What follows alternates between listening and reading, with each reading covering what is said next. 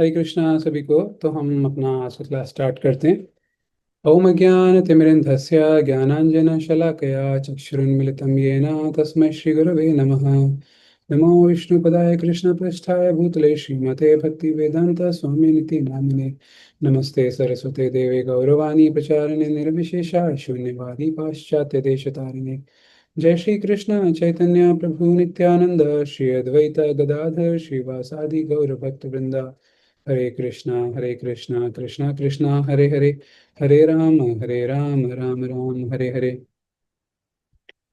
Okay. आप सभी को थैंक यू, आपने क्लास के लिए इतना रेगुलरली ज्वाइन कर रहे हैं। तो फिलहाल हम वाल्मीकि रामायण को डिस्कस कर रहे हैं किष्किंधा कांड में, और हम लोग चैप्टर नंबर 17 पढ़ रहे हैं। तो हमने देखा था किस प्रकार से भगवान राम ने वाली को तीर मार दिया है, वाली नीचे गिर पड़ा है, और धीरे धीरे वो अपनी चेतना को लूज करते जा रहा है, चेतना उसकी खत्म सी होती जा रही है। और इस दौरान अब भगवान राम और लक्ष्मण बहुत ही रेस्पेक्ट के साथ, आदर करते हुए इनके पास आते हैं। वाली जहाँ पे पड़ा हुआ है, हमने देखा था वाली जो पड़ा हुआ है उसके शरीर में भगवान राम का तीर अभी भी लगा हुआ है, उसके शरीर के अंदर है। और उसके गले में इंद्रदेव के द्वारा दी गई सोने की माला वो अभी भी है, जिसको पहनने के बाद जब वो युद्ध करता था सामने वाले की पावर कम हो जाती थी। तो इस दौरान राम लक्ष्मण उनके पास जाते हैं, वाली के पास। और अब वाली राम भगवान को कुछ कुछ बोलना स्टार्ट करता है। और हमने कल देखा था, वो बोल रहा है कि मैंने तो सुना था कि तारा ने मुझे समझाया था, मेरी वाइफ ने, लेकिन मैंने सोचा कि आप बीच में ऐसे टांग नहीं लड़ाओगे, लेकिन फिर भी आपने ऐसे किया। तो ऐसे करके वो भगवान को थोड़ा सा इल्जाम लगा रहा है। और हमने देखा था कि किस प्रकार से वो पहले बताता है कि एक राजा के क्या गुण होते हैं। राजा के अंदर करुणा होती है, दया होती है, राम भगवान को बताता है ना।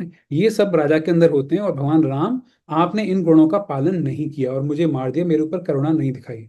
जबकि वो खुद भी तो राजा था किष्किंधा एरिया का, लेकिन उसने भी तो करुणा नहीं दिखाई थी अपने भाई सुग्रीव पे। और उसका भी मतलब उसको मार पिटाई कर दी, उसको बाहर निकाल दिया और कितना प्रताड़ित किया। तो हमने देखा था कि कई बार ना व्यक्ति का दोगलापन होता है, जिसको हिपोक्रेसी भी बोलते हैं, है ना, मिथ्याचार या हिपोक्रेसी, डबल पर्सनैलिटी। तो हमने ये चीज कल तक देखी थी। अब उसके बाद आगे का हम आज देखते हैं, श्लोक नंबर 21 से।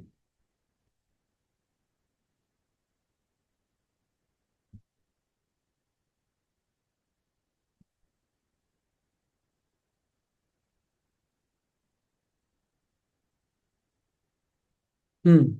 तो हमने यहाँ तक देख लिया था, 21वां श्लोक हमारा हो गया था कि मुझको आप असावधान अवस्था में आपने बाण से मुझको मारा। नेक्स्ट 22।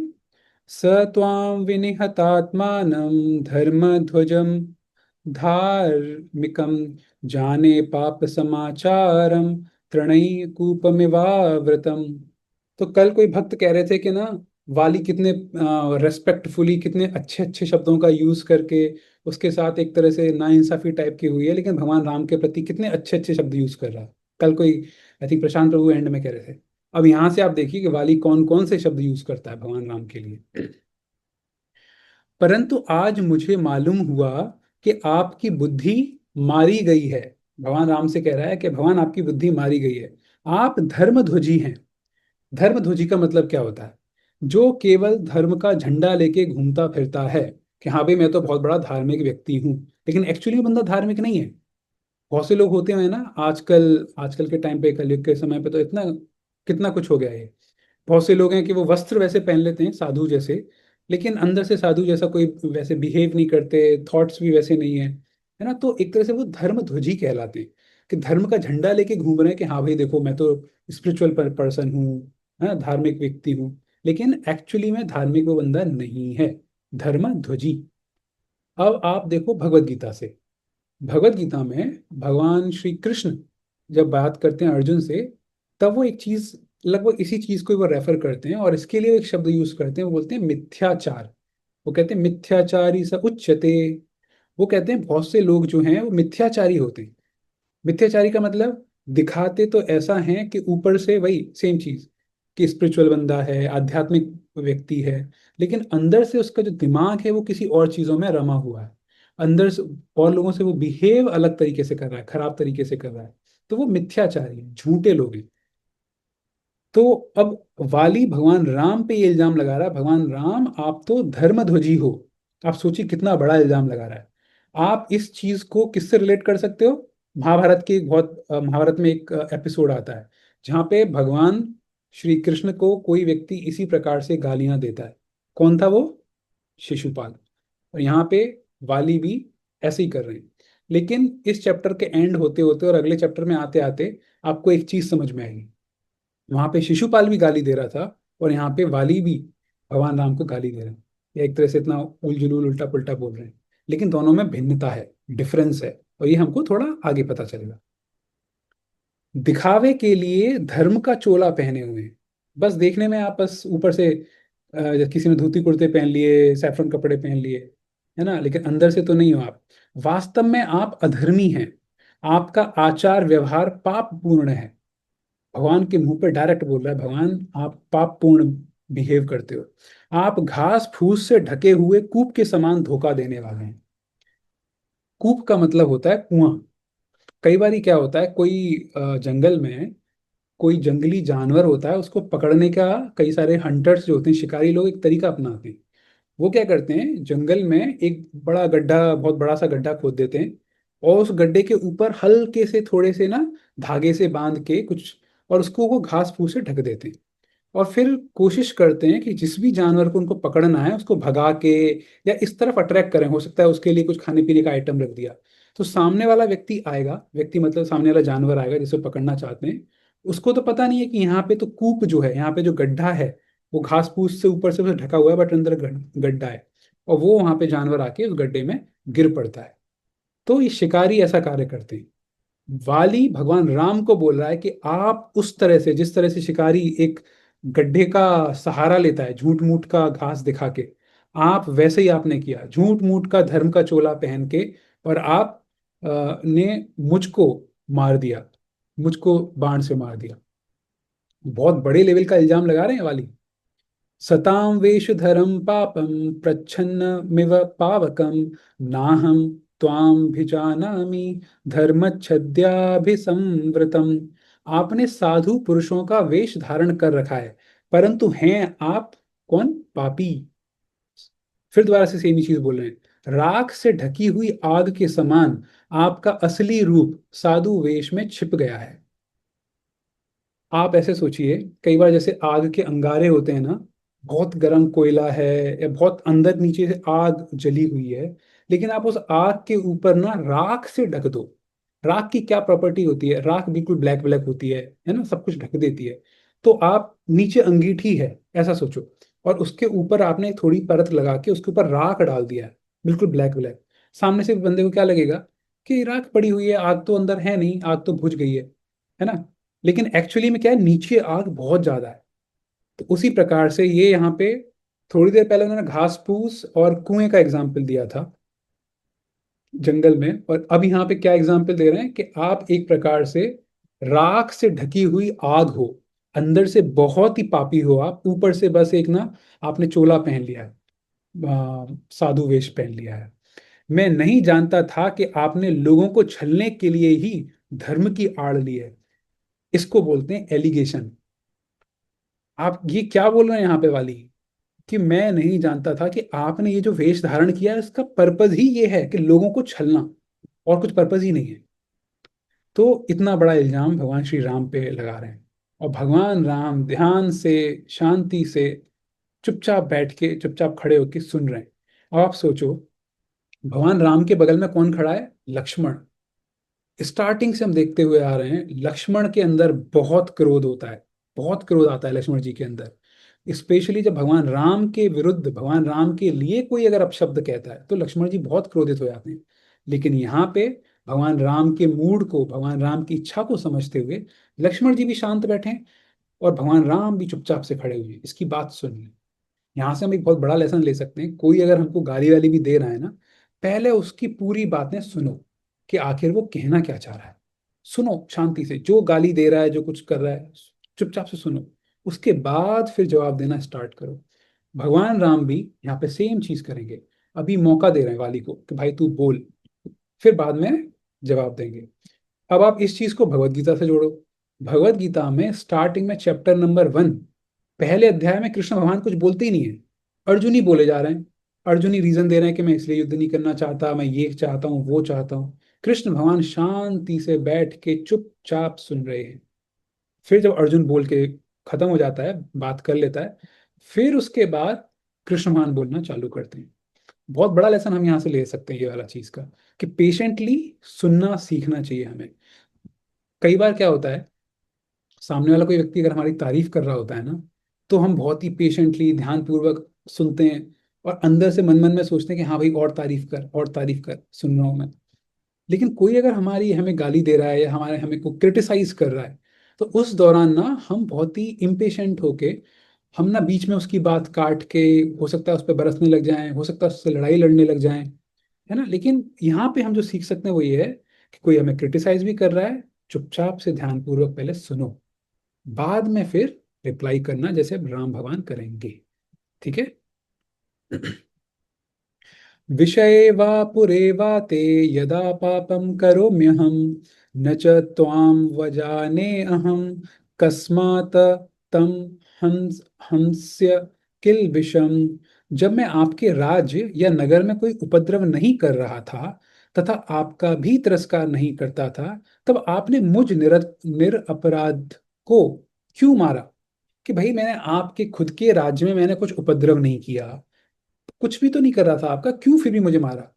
इस वाले श्लोक को आप थोड़ा ध्यान रखना, क्योंकि इसी श्लोक का एग्जैक्ट, इसी श्लोक को यूज करके भगवान राम जवाब देने वाले हैं वाली को, सेम चीज को यूज करके। तो बस आप ध्यान रखिएगा, इसने स्टेटमेंट क्या बोली है वाली ने, कि मैंने तो आपके नगर में कोई उपद्रव नहीं मचाया, आपके राज्य में तो मैंने कुछ किया ही नहीं। मतलब भगवान का राज्य जो अयोध्या था, मैंने वहां पे तो कुछ किया ही नहीं था, फिर क्यों किया? फलमूलाशनं नित्यं वानरं वनगोचरं मामिहा प्रतियुध्यन्त मन्येन च समागतम्। मैं सदा फल मूल का भोजन करने वाला और वन में ही विचरने वाला वानर हूँ। मैं यहाँ आपसे युद्ध नहीं करता था, दूसरे के साथ मेरी लड़ाई हो रही थी, फिर बिना अपराध के आपने मुझे क्यों मारा? तो वाली के अंदर ना पेन भी है, फ्रस्ट्रेशन भी है ना, दुख हो रहा है उसको कि, और विश्वास नहीं हो रहा कि भगवान ने कैसे मार दिया मुझे। देखो, आप सोचो वहां पे कितनी जेन्युइन सी बात, सिंपल सी बात बोल रहा है कि भाई मैं तो इस जंगल में पेड़ों पे जो फल मूल ये सब, कंद मूल ये सब लगता है, उसको खाने वाला एक वानर हूँ, बंदर हूँ। उससे क्या आपने फालतू में उस बंदर को मार दिया? ऐसा भी नहीं था आपके आपके किसी राज्य में जाके आपके सोने चांदी या आभूषणों का चोरी किया, कुछ किया, कुछ भी नहीं। जंगल का कुछ आइटम खा रहा था बस, उसको मार दिया। त्व त्वं नराधिपतेः पुत्रः प्रतीतः प्रियदर्शनः लिंगम प्यस्ति ते राजन दृश्यते धर्म संहितम।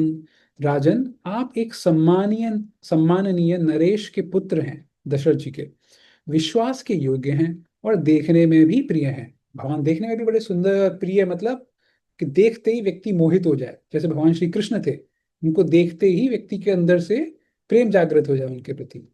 आप में धर्म का साधन भूत चिन्ह, जटा, वल कल धारण आदि भी प्रत्यक्ष दिखाई देता है। और ये बोल रहे हैं कि भाई आपके सर पे इतनी बड़ी जटा है। जटा किस चीज का साइन है?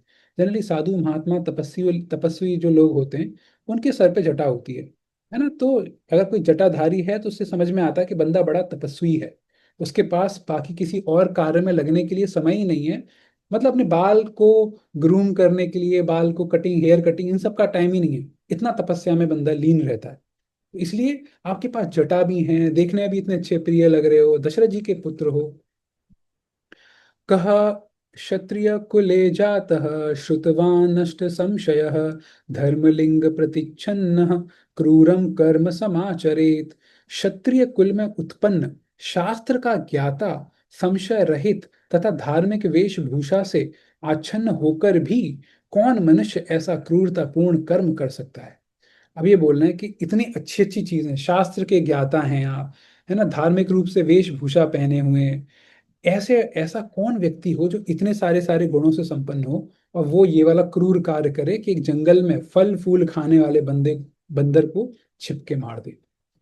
तो आप एक चीज नोटिस करेंगे कि वाली जो बोल रहे हैं ना, वो एक बार कुछ बोल रहे हैं, कभी वो भगवान की थोड़ी तारीफ भी कर रहे हैं, फिर वो एक तरह से भगवान के लिए अपशब्द टाइप के इतने अपने शब्द, थोड़े बहुत हैवी शब्द भी बोल रहे हैं, फिर से कुछ बोल रहे हैं, ये भी बोल रहे हैं एक तरफ से आप धर्म के अनुयायी हो, फिर अगली बार कुछ बोलते हैं। तो एक तरह से ना उनकी चेतना भी अब नीचे से मतलब थोड़ी जाती जा रही है। मतलब एक तरह से किसी फ्लो में किसी चीज को नहीं बोल रहे, अभी ये बोला फिर ये बोला फिर ये बोला फिर ये बोला, इस तरह से हो रहा है उनका। है ना, आप इस चीज को ऑब्जर्व करिएगा। लेकिन भगवान राम ध्यानपूर्वक सब सुन रहे हैं। त्वं राघव कुले जातो धर्मवानिति विश्रुतः अभव्यो भव्य रूपेण किमर्थम परिधावसे। महाराज, रघु के कुल में आपका प्रादुर्भाव हुआ है, मतलब आविर्भाव हुआ है, आए हैं आप रघु के कुल में। आप धर्मात्मा के रूप में प्रसिद्ध हैं, तो भी इतने अभव्य क्रूर निकले। यदि यही आपका असली रूप है, तो फिर किस लिए ऊपर से भव्य विनीत एवं दयालु साधु पुरुष का सा रूप धारण करके चारों ओर दौड़ते फिरते हैं। ये देखो बिल्कुल कितनी क्या बोलते हैं, चुभने वाली बात बोली है। सीधे सीधे भगवान के मुंह पे बोल रहे हैं, अगर आपको यही सब करना था तो ऊपर से क्यों ये साधु का चोला पहन के इधर उधर दौड़े भागे भागे फिरते हैं।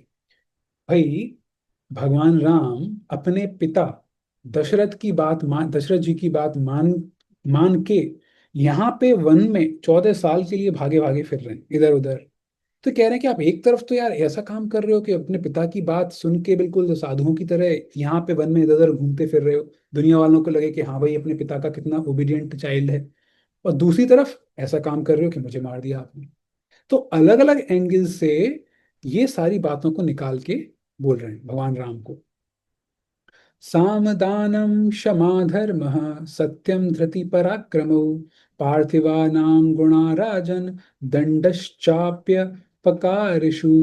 राजन, साम दान क्षमा धर्म सत्य धृति पराक्रम और अपराधियों को दंड देना, ये भूपालकों के गुण हैं। भूपालक मतलब लीडर्स, राजाओं राजाओं के गुण हैं कि उनके पास ये सारे के सारे गुण होने चाहिए। क्षमा करने वाला, धर्म वाला, साम समझा के चीजों को करने वाला।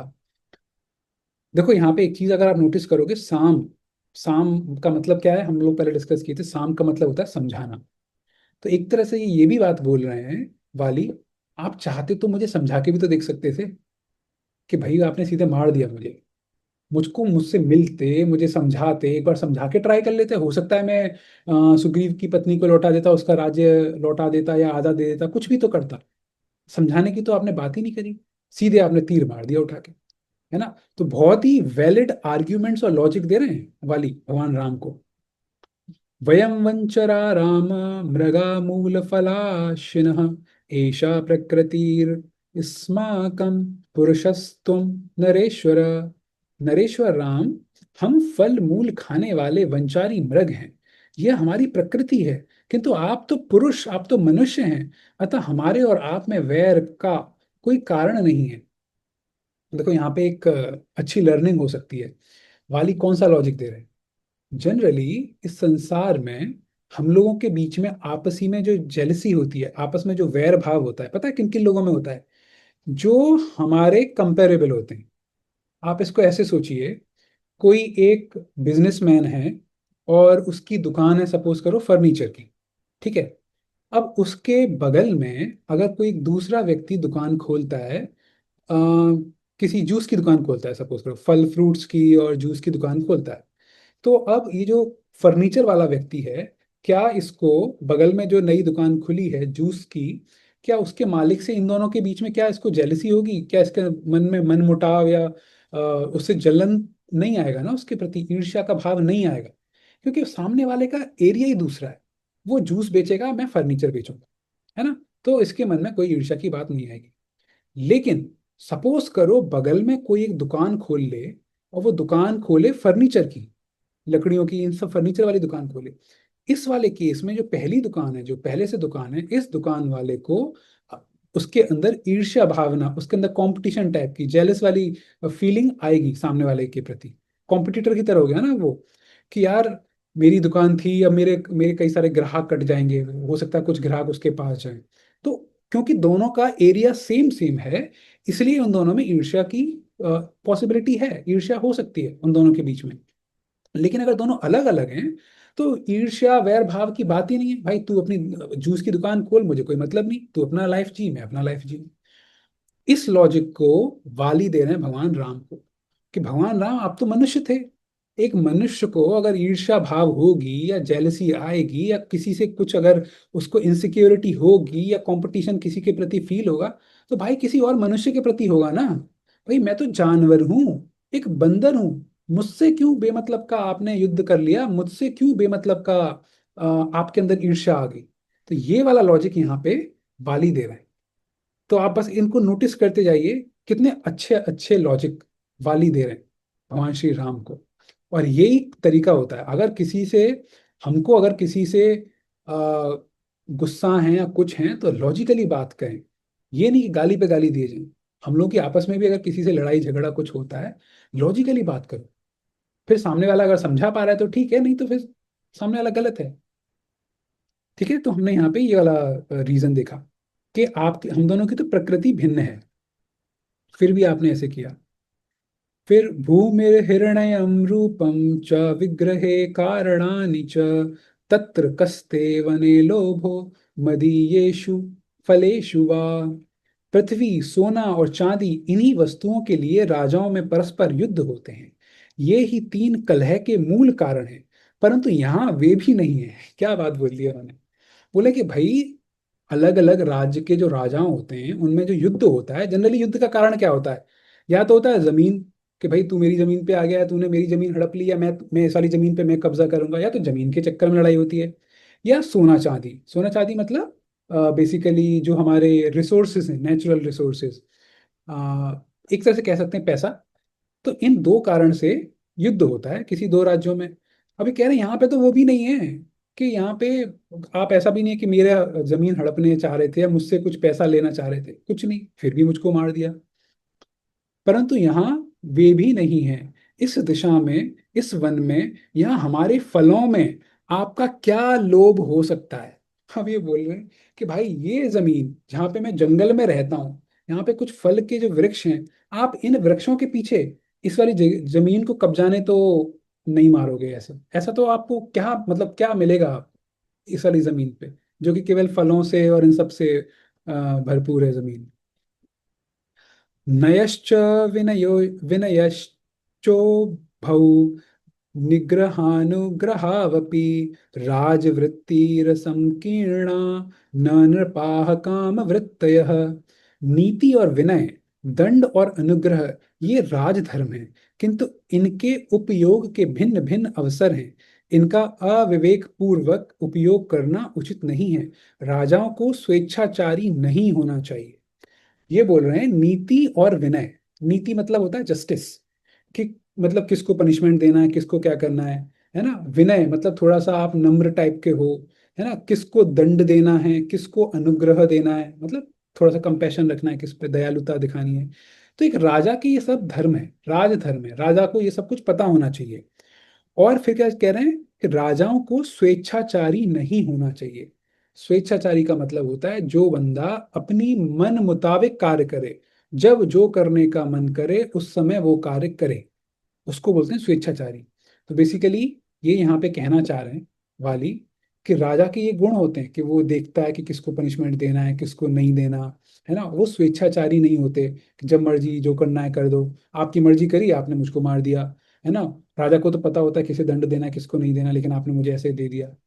तो आप देखिएगा ये वाला जो इसका आर्ग्यूमेंट है ना, अभी हमने पहले वाला देखा था श्लोक, और एक ये वाला आर्ग्यूमेंट, इनके हिसाब से जो भगवान राम जो जवाब देंगे ना, इसका जवाब देंगे आगे। ठीक है, तो आज हम यहीं तक रखते हैं। मुझे पता है इंटरेस्ट आ रहा है, मन कर रहा है कि और क्या बोला वाली ने, आगे और क्या हुआ, है ना। लेकिन फिर क्योंकि हम 9 बजे तक करते हैं, अभी हम सवाल ले लेते हैं, बाकी कल पढ़ते हैं।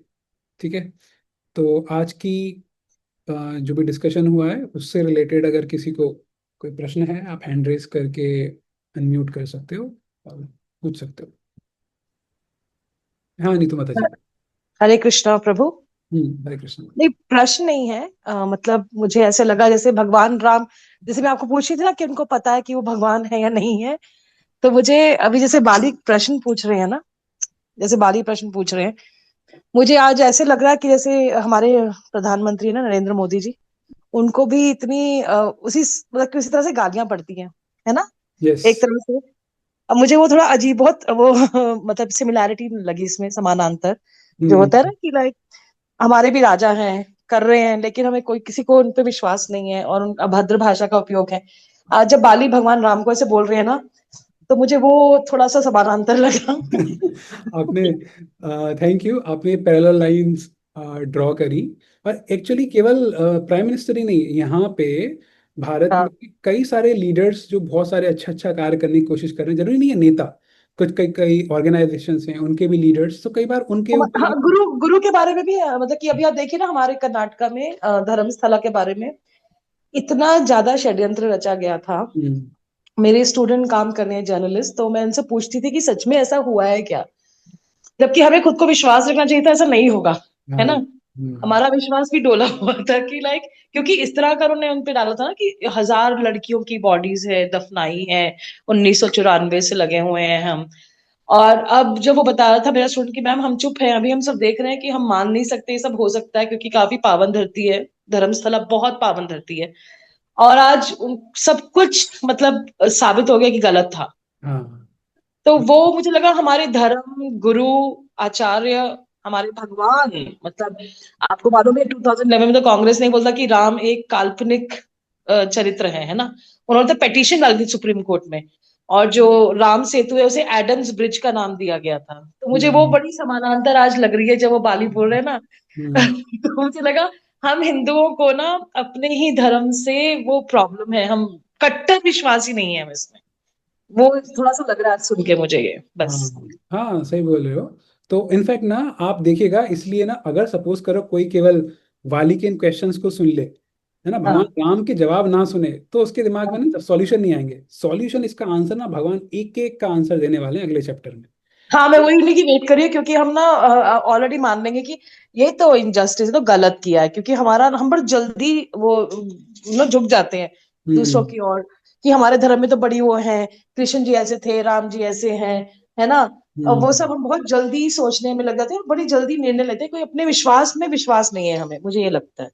हम्म। हमारा कुछ इसलिए आज वो जब लगा ना, उन्होंने बोला कि भाई तुमने ऐसे कैसे कर दिया, तुम तो इतने बड़े हो और तुमने ये कर दिया, हम ऐसे ही बोलते प्रधान, तू ये तो बड़ा बोल रहा था ये करेगा, लेकिन तो कुछ किया तो है नहीं, कुछ किया हम्म। नहीं, मैं सबसे पहले हम आगे हैं इन चीजों में।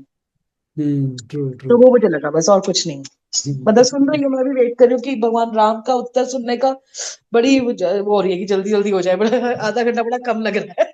हाँ, ये एक्चुअली कुछ कुछ और भी भक्तों ने हमको पहले बोला था इसका टाइम इंक्रीज करने का, लेकिन अभी कुछ समय हम आधे घंटे से इसको मेनली अभी कंसिस्टेंटली इसको थोड़ा रेगुलर रखें। फ्यूचर में फिर जी देखते हैं टाइम इंक्रीमेंट का है जो भी। जी जी बट थैंक यू, ये वाला पॉइंट शेयर करने के लिए। जी। शिवम प्रभु, आपका सवाल था, हाँ।